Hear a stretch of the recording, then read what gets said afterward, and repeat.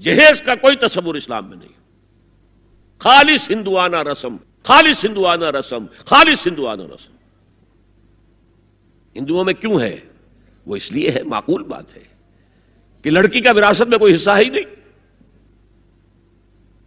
وہ تو جب گھر سے نکل رہی ہے وہ دے دلا کے رخصت کر دو. دان دہیج یہ خیرات ہے، لڑکی کا حق کوئی نہیں ہے گھر پر.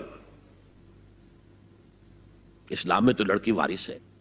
والد فوت ہوں گے وراثت تقسیم ہوگی، والدہ فوت ہوگی کوئی ان کی ہے ملکیت وہ تقسیم ہوگی. شادی کے موقع پر کوئی جہیز اسلام میں نہیں، قطعاً نہیں.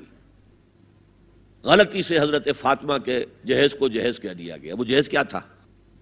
ایک پیسہ بھی حضور کے اپنی جیب سے نہیں تھا.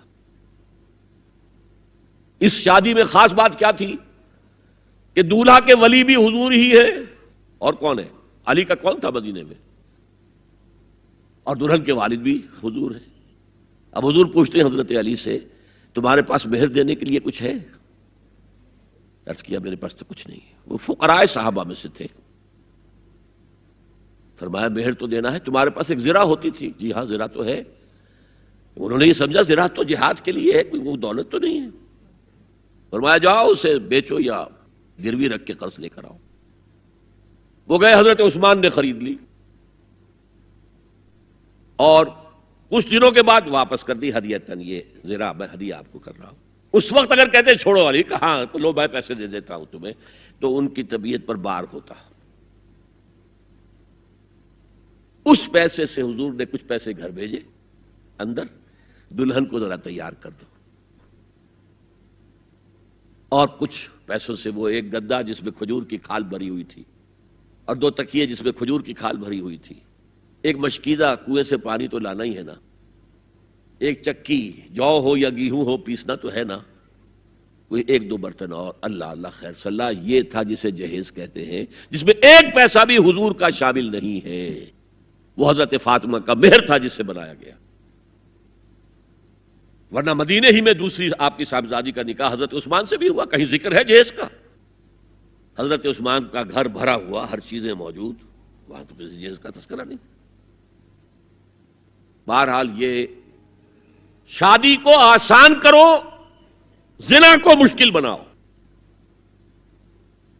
یہاں شادی کے لیے 9 من تیل ہوگا تو رادھا ناچے گی، ورنہ یہ کہ بڑی ہو رہی ہے، عمر ہو رہی ہے، سب کچھ ہو رہا ہے، لیکن کچھ تقاضے تو ہے نا. آخر کچھ تو کرنا ہوتا ہے نا. آخر کچھ نہ کچھ لوگوں کو تو کھانا کھلانا ہی ہوتا ہے نا. بارات تو آخر آئے گی ہی نا.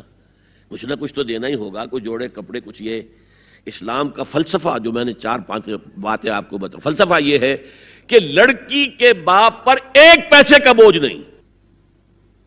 اس نے لڑکی پال پوس کے تمہارے حوالے کر دیا، اب اور کیا چاہتے ہو تم؟ سارا مرد آزماں، مرد آفرین، مرد کو چیلنج دیا ہے تم مرد ہو، مہر تم دو گے. اور سب سے بڑھ کر کیا ہو رہا ہے آج کل بھی ہوتا ہے، وہ ہمارے ایک کچھ کام ہوتے ہیں اسلامی، وہ بھی ہے کچھ وہی ہندوانہ پس منظر. نکاح کی محفل میں چھوارے کون لے کے آتا ہے؟ جی لڑکے والے.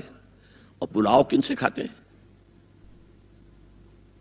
بھائی جس کو تمہیں مرغ پلاؤ کھلا رہا ہے وہ چھوارے نہیں بانٹ سکتا تھا. یہ ہے اسلام اور غیر اسلام کا امتزاج. چھوارے لڑکے والے لے کر آئیں گے اور پھر دعوت اڑائیں گے لڑکی والوں کی طرف سے. جو تقریب حضور سے صحابہ سے ثابت ہے ضرور کرو، ضرور کرو، ضرور کرو. عضوا علیہا بالنواجذ، اپنے دانتوں سے پکڑ لو اس کو. اور جو تقریب ثابت نہیں حضور سے اور صحابہ سے، یقیناً یہ کہیں باہر سے آئی ہے.